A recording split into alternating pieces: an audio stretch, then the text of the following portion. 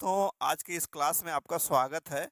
जैसा कि मैं आपको पिछले लेक्चर में ऋग्वेद के बारे में मैंने पूरी डिटेलिंग की थी कि ऋग्वेद में क्या-क्या पढ़ना है और क्या-क्या एग्जाम की दृष्टि से बहुत ही महत्वपूर्ण है। ठीक, उसी क्रम में हम आगे आज एक नया टॉपिक उसी में वैदिक काल में ही हम एक नया टॉपिक शुरू करते हैं।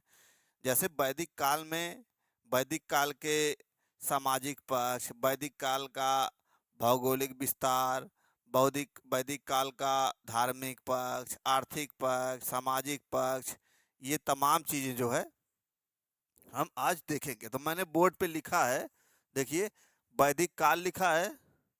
और इस वैदिक काल में पहला भौगोलिक विस्तार, दूसरा राजनीतिक पक्ष, तीसरा सामाजिक पक्ष, चौथा आर्थिक पक्ष, पांचवा धार्मिक पक्ष। तो इतने भाग में हम इसको बांट के पढ़ेंगे।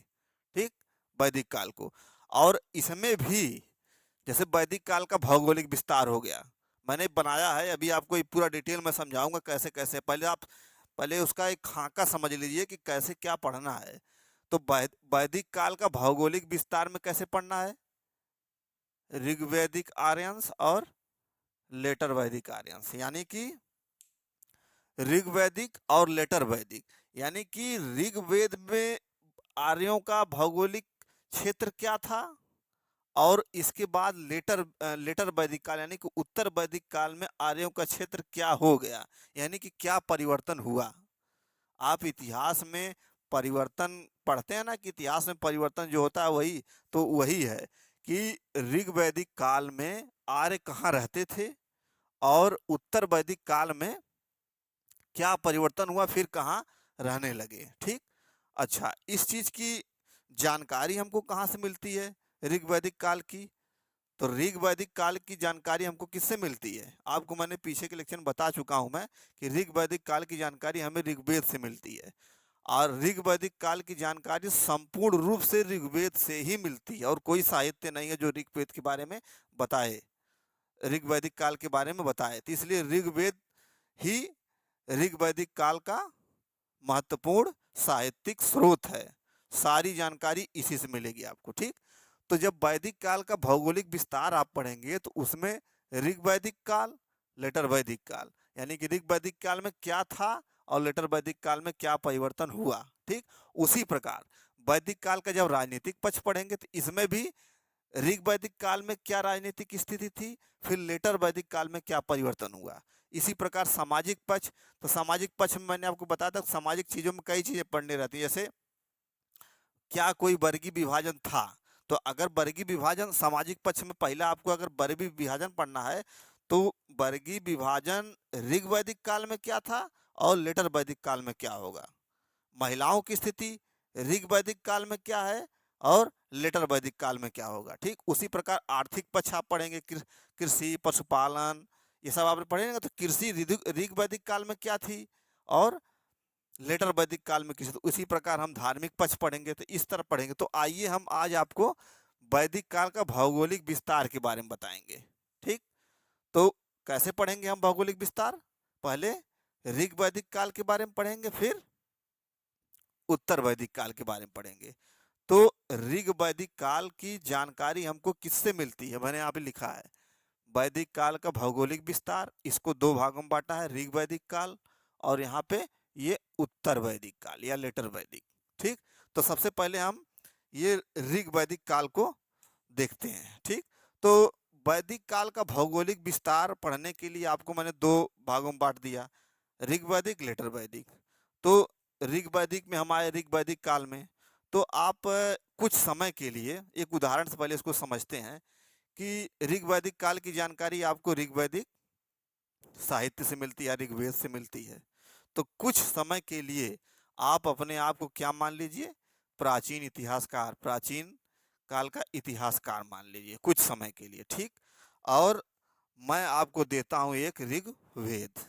ठीक, ये आप मान लीजिए कि ये ऋग्वेद है, मान लीजिए भाई कि ये एक ऋग्वेद है, और ये ऋग्वेद आप लीजिए और मैं इसको कहता हूं कि आप इसको पढ़िए। ठीक, अब आप कहेंगे कि मैं ऋग्वेद कैसे पढ़ूंगा? तो मान लीजिए कि ऋग्वेद आप 5 मिनट के लिए, 10 मिनट के लिए पढ़ें। ठीक, तो जब आप ऋग्वेद को पढ़ते हैं तो उसमें आपको आप देखते हैं कि इसमें कुछ कुछ नदियों की चर्चा मिलती है, कुछ चीजें उसमें मिलती हैं जैसे नदियों की चर्चा। तो आप क्या करिए, जो जिस जिस नदी की चर्चा मिल रही है उसको आप नोट कर लीजिए कि हाँ, ऋग्वेद में फला नदी की चर्चा। जैसे मान लीजिए कि अफगानिस्तान की नदियों की चर्चा मिली, आप ऋग्वेद पढ़ रहे हैं तो उसमें क्या मिला, अफगानिस्तान की नदियों की चर्चा मिली। आपने कागज कलम उठाया, उस पर सारी नदियों का नाम नोट कर लिया, ठीक। इसी प्रकार आप और आगे बढ़े तो उसमें क्या मिला, सप्त सैंधव क्षेत्र की नदियों की चर्चा मिली, उसको भी कागज कलम से आपने नोट कर लिया। फिर क्या मिला आपको, पश्चिमी हिमालय की चर्चा मिली। फिर गंगा की चर्चा मिली, गंगा की चर्चा मिली एक बार। यमुना की चर्चा मिली 3 बार। तो ये सारी चीजें किसमें मिल रही हैं, ऋग्वेद में मिल रही हैं, सारी चीजें आपने नोट कर लिया, ठीक।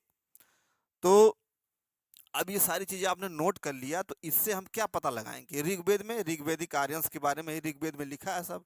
तो ये जो भौगोलिक स्थिति, जो भौगोलिक क्षेत्र आपने पता किया कि नदी और हिमालय पर्वत, ये तमाम चीजें आपने पता की, तो इससे हम इतिहासकार हैं तो हम अनुमान लगाते हैं कि ऋग्वैदिक आर्यंस इन्हीं नदियों के आसपास, इन्हीं इन्हीं पश्चिमी हिमालय के आसपास रहते थे।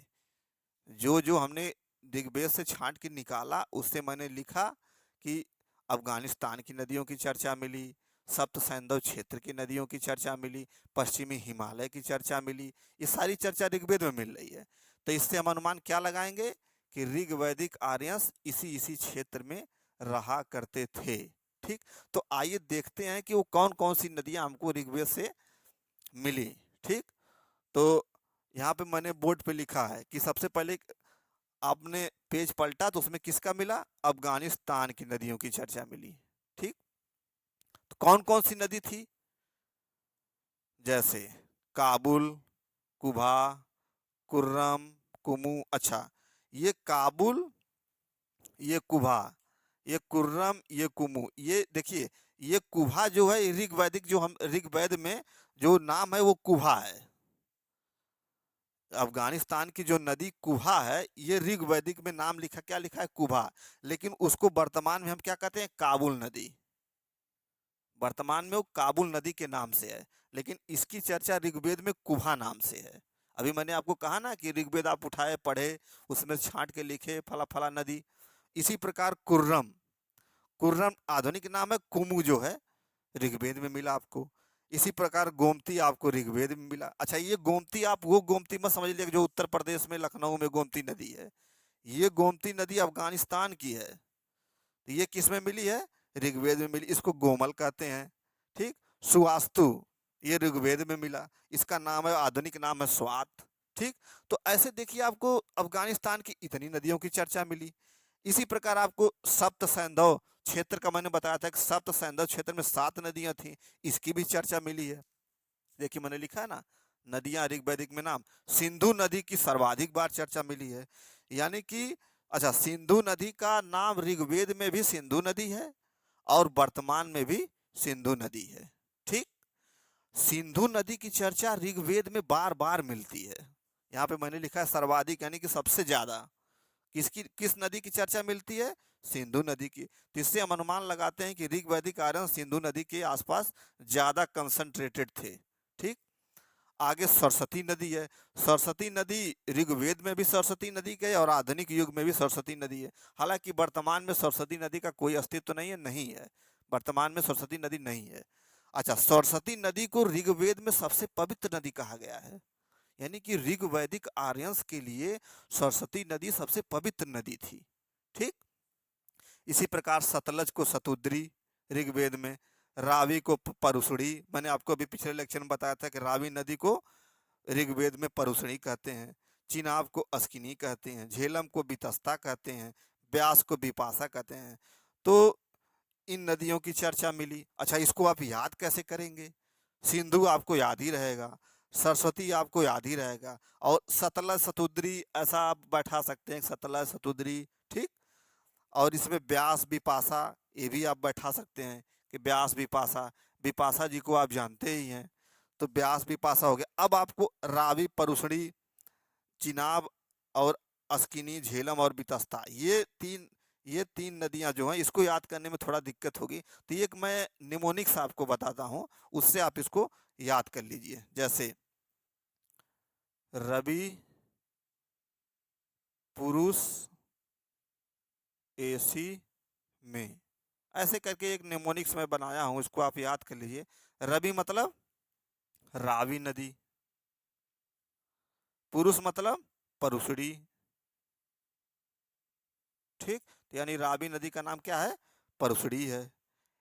ए से अस्किनी, ए से अस्किनी, सी से चिनाब,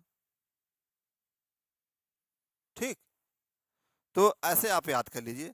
और ये झेलम वितस्ता, ये आप आगे मैं जब बताऊंगा, झेलम का युद्ध, वितस्ता का युद्ध या हाइडेस्पीच का युद्ध, एक युद्ध होगा, इसी नदी के किनारे होगा, इसलिए उसको कहते हैं झेलम या वितस्ता का युद्ध या हाइडेस्पीच का युद्ध। तो इसको आप ऐसे याद कर सकते, अभ्यास विपाशा आपको याद रहेगी। तो सप्त सैंधव क्षेत्र की 7 नदियां हैं। अफगानिस्तान की नदियां में 1 2 3 4 नदियां हैं।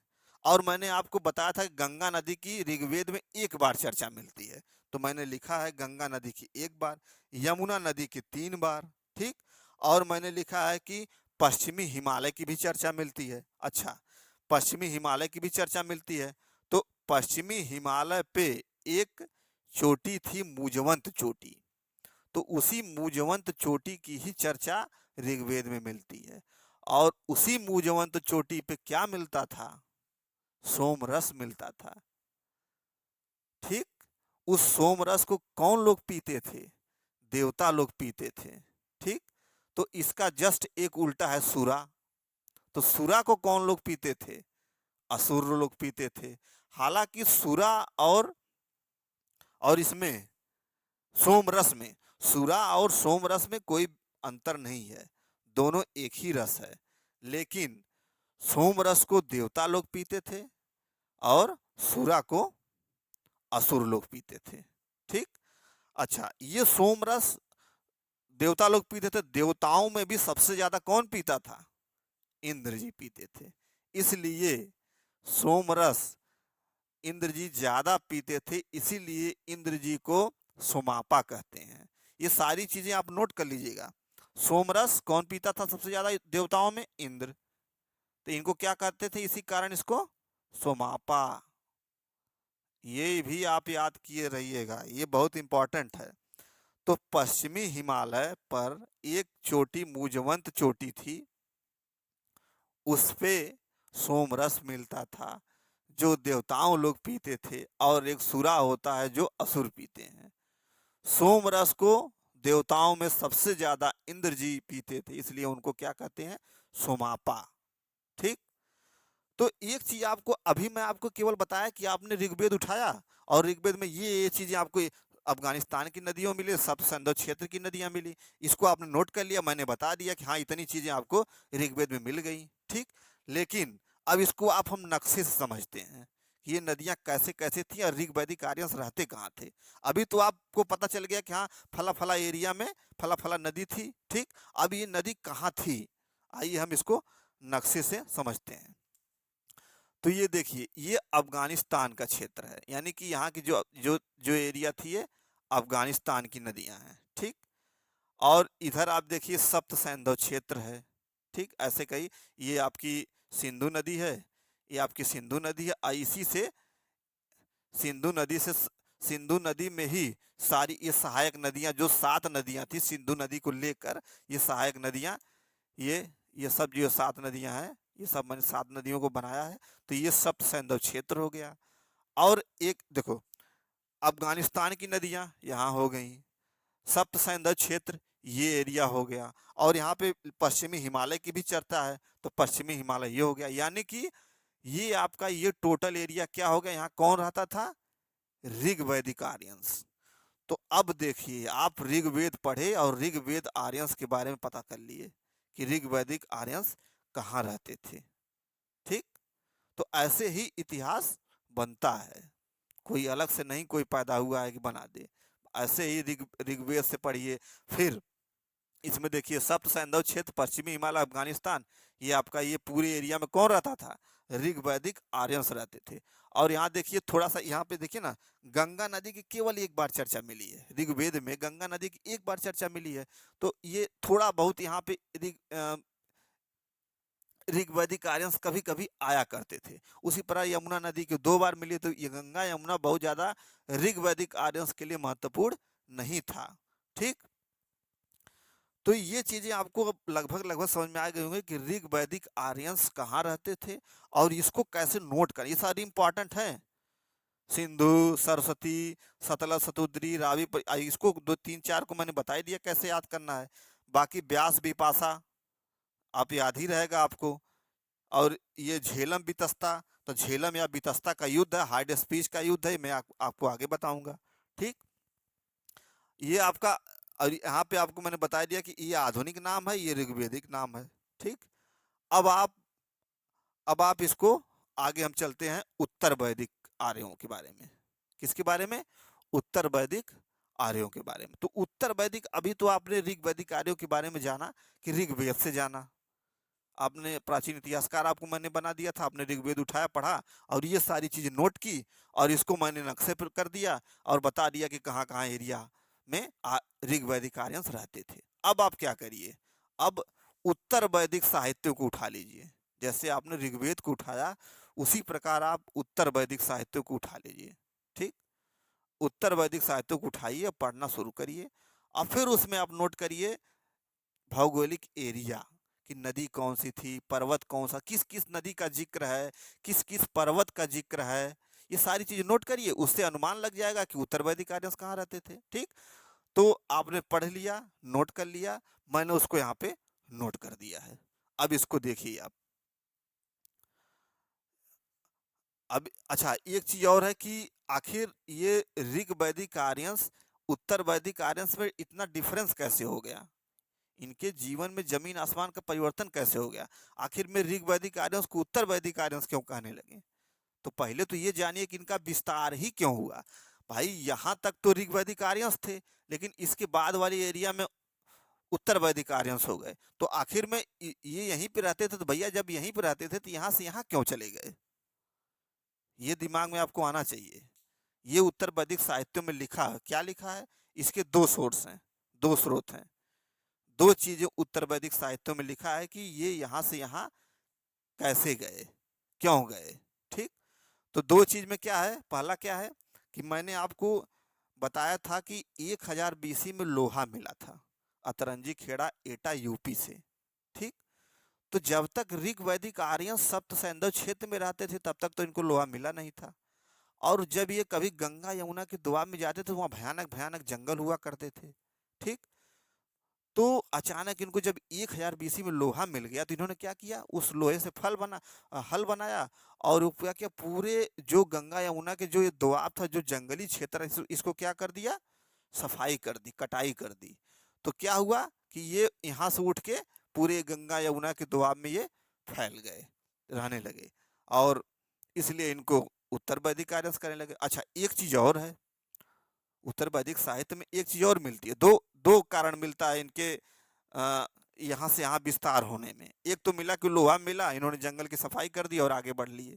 दूसरा क्या मिला, एक विदेह माधव की कथा है, विदेह माधव की कथा है, उसमें क्या है, वो क्या कारण है कि विदेह माधव के एक ऋषि थे, एक उनके पुरोहित थे विदेह माधव के, गौतम राहुगण। विदेह माधव के एक पुरोहित हुआ करते थे, गौतम राहुगण, जो ऋषि थे। तो एक बार क्या हुआ कि ये कहाँ रहते थे, यही सरस्वती नदी है, सरस्वती नदी मान लीजिए यहीं पे है, इसी 7 क्षेत्रों में सरस्वती नदी भी थी, तो यहीं सरस्वती नदी के पूर्वी तट पे रहते थे। ठीक, ये ऋषि। तो एक बार क्या हुआ कि, अच्छा ये मैं बता कहाँ से रहा हूँ, ये सारी चीजें उत्तर वैदिक साहित्य में लिखी हैं। तो जब ये ऋषि सरस्वती नदी के पश्चिमी तट पर रहते थे, तो एक बार इनके मुख से वैश्वानर अग्नि निकल गई। उसमें उत्तर वैदिक साहित्यों में लिखा गया है कि वैश्वानर अग्नि निकल गई, और वो अग्नि क्या थी कि सबको जलाकर एकदम, जितने जंगल थे, ये अग्नि फैली, और यहाँ से फैलते फैलते जितने जंगल थे साफ करते पूरे जंगल खाक हो गया जल के, और ये जाके आगे एक गंडक नदी है, गंडक नदी, और उस नदी के नाते उनकी जो वैश्वानर अग्नि थी यहीं पे क्या किया के रुक गई, समाप्त हो गई। तो इससे भी अनुमान लगता क्या है कि पहले ऋग्वैदिक आर्यन इधर रहते थे, फिर ये जब जंगल पूरा जल के खाक हो गया, कैसे खाक हो गया, जो गौतम राहुगढ़ ऋषि थे उनके मुख से वैश्वानर अग्नि निकली और ये गंडक नदी तक जाकर पूरे जंगलों को साफ कर दिया, और गंडक नदी के कारण वहीं पे स्टॉप हो गई। ठीक, तो दो कारण है इनके विस्तार के। पहला, तो पहला कारण जो है लोहा मिला था, तो उससे क्या अनुमान लगाएंगे, लोहा क्या है, ये पूरा तात्विक स्रोत है। देखिए अभी यहाँ भी दिमाग आप लगा सकते हैं कि लोहा क्या है, पूरा तात्विक स्रोत है। और आपका ये गौतम राहुगढ़ जो ऋषि थे, इनके मुंह से ये आपको उत्तर वैदिक साहित्य में मिलता है, तो ये साहित्यिक स्रोत हो गया। तो पूरा तात्विक स्रोत में भी उससे क्लियर होता है कि इनका विस्तार इधर हुआ, और साहित्यिक स्रोत से भी क्लियर होता है कि इनका विस्तार पूरब में हुआ, गंगा यमुना के दोआब तक हुआ। ठीक, तो आपको उत्तर वैदिक काल, उत्तर वैदिक आर्यों का विस्तार ही क्यों हुआ, उसका कारण क्या था, दो कारण थे मैंने बताए। अच्छा, उत्तर वैदिक साहित्य आपने पढ़ा ही, किस किस नदियों की चर्चा है, किस किस पर्वत की चर्चा है, वो भी मैंने इस पे लिखा है। ठीक, तो नदी देखिए, गंडक सदा नीरा, गंडक को सदा नीरा भी कहते हैं, ये गंडक नदी यही है, यहीं पे वैश्वानर अग्नि जाके रुक गई थी। तो गंडक सदा नीरा की चर्चा मिलती है उत्तर वैदिक साहित्यों में। रेवा नर्मदा, अच्छा नर्मदा की भी चर्चा मिलती है। नर्मदा की चर्चा मिलने का मतलब मतलब कि ये जो ऋग वैदिक आर्यंस थे, जब ये उत्तर वैदिक आर्यंस थे, इनका उत्तर वैदिक आर्यंस कहाँ तक, ये नर्मदा के विंध्याचल पर्वत से लेके ये एरिया लेके ये टोटल एरिया इनका जो है उत्तर वैदिक आर्यों का एरिया था। क्यों, क्योंकि नर्मदा नदी का भी जिक्र है, इसलिए इसका मतलब है कि नर्मदा नदी तक वो फैले हुए थे। कौन फैला था, उत्तर वैदिक आर्यंस। ऋग वैदिक आर्यंस के बारे में नहीं बता रहा हूँ मैं, अभी उत्तर वैदिक आर्यंस के बारे में बता रहा हूँ। ठीक, और आप ये, अच्छा रेवा नर्मदा नदी चर्चा कहाँ है, शतपथ ब्राह्मण में। शतपथ ब्राह्मण क्या है, उत्तर वैदिक साहित्य है। ठीक, गंगा यमुना दोआब की बार बार चर्चा है, गंगा यमुना दोआब की बार बार चर्चा है। अच्छा, पर्वत कौन सा था, पूर्वी हिमालय, यहाँ पे मैंने लिखा है पूर्वी हिमालय। पूर्वी हिमालय में कौन कौन चोटी, मनाक चोटी, कोच चोटी, इस चोटी तक उत्तर वैदिक आर्यंस फैले थे। विंध्याचल पर्वत, ये विंध्याचल, ये विंध्यन रेंज है, नर्मदा के उत्तर में विंध्यन रेंज से होते हुए, गंडक से होते हुए, पूर्वी हिमालय से होते हुए, गंगा यमुना दोआब होते हुए, यहाँ तक कौन फैला था, उत्तर वैदिक आर्यंस। ये जानकारी हमको कहाँ से मिलती है, उत्तर वैदिक साहित्यों से। ये यहाँ से यहाँ फैले क्यों, उसके दो कारण थे, ये भी मैंने आपको बता दी, एक था लोहा, दूसरा था मुख मुख से जो अग्नि निकली थी, वो विधेद माधव की कथा है। ठीक, तो ये चीज आपको अब एकदम, मुझे लगता है कि अब आप भूलेंगे नहीं इस चीज को। क्यों, क्योंकि आपको एकदम मतलब याद करने की जरूरत ही नहीं है। ऋग वैदिक आर्यंस, ऋग्वेद, ऋग्वेद में सारी जानकारी मिलेगी, उत्तर वैदिक आर्यंस के बारे में सारी जानकारी उत्तर वैदिक साहित्य में मिलेगी। जो जो जानकारी मिली ऋग्वेद के बारे में मैंने यहाँ से लिख दिया, जो जो जानकारी उत्तर वैदिक साहित्य से ली मैंने यहाँ लिख दिया, और इस चीज से मैंने अनुमान लगाया कि उत्तर वैदिक आर्यन यहाँ रहते थे, और इस चीज से अनुमान लगाया कि ऋग वैदिक आर्यंस यहाँ रहते थे। अब विस्तार यहाँ से यहाँ क्यों हुआ, ये भी मैंने बता दिया, इसकी भी चर्चा किसमें है, उत्तर वैदिक साहित्य में है। ठीक, अब आपको भूलना नहीं चाहिए। नदियों को याद कैसे करेंगे, ये भी मैंने बता दिया कि सरस्वती, ये तो आपकी याद, सतलज सतुद्री, ये भी याद रहेगा। रावी परुसड़ी, चिनाब अस्किनी, झेलम बितस्ता, ब्यास बिपाशा, तो इसका तो मैंने एक, ये तीन चार नदियों का मैंने एक निमोनिक्स बनाया है, इस निमोनिक्स से आप याद कर लीजिए। ठीक, और ये आपकी नदियां हैं, पश्चिमी हिमालय, चोटी, मुजवंत, ये सब, सोमरस, तमाम चीजें मैंने आपको बताई। ठीक, अच्छा इसी क्रम में तीन चार शब्द आते हैं, जैसे ब्रह्मवर्त, ब्रह्मर्षि देश, मध्य देश, आर्यावर्त, ये सब शब्द क्या हैं, इन्हीं में है, यही जो ऋग्वैदिक आर्यंस का जो अच्छा ये पूरा एरिया आर्यावर्त कहा जाता था। अच्छा ये चीज मैं आपको अगले लेक्चर में बताऊंगा कि मध्य देश, आर्यावर्त, ब्रह्मर्षि, ब्रह्मवर्त, ये सब एरिया कहाँ कहाँ से कैसे कैसे फैले थे। ठीक।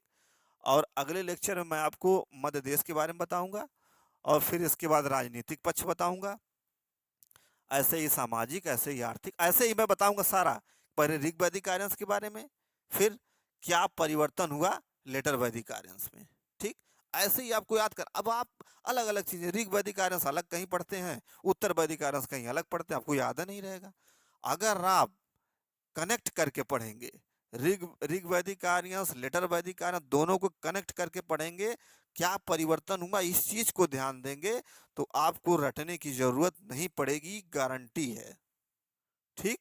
तो मिलते हैं अगले लेक्चर में। Thank you.